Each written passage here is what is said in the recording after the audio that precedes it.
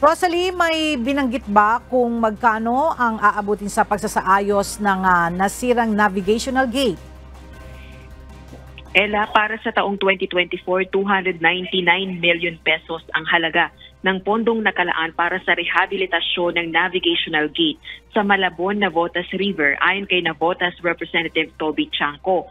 Ang pinsala sa istruktura noong nakalipas na buwan ang tinitinang dahilan ng matinding pagbaha sa Navotas, Malabon at mga kalapit lungsod kasunod ng pananalasa ng habagat na pinatindi ng bagyong Karina noong Miyerkules, July 24. Pinamamadali ng liderato ng Kamara sa House Committee on Appropriations ang pagpopondo sa navigational gate upang agad itong maisaayos at maprotektahan ng mga komunidad.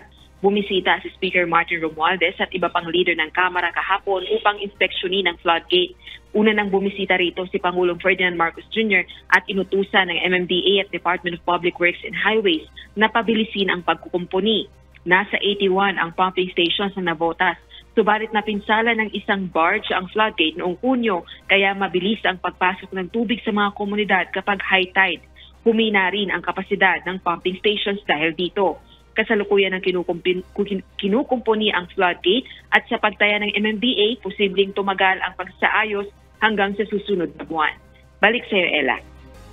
Maraming salamat, Rosalie Coz.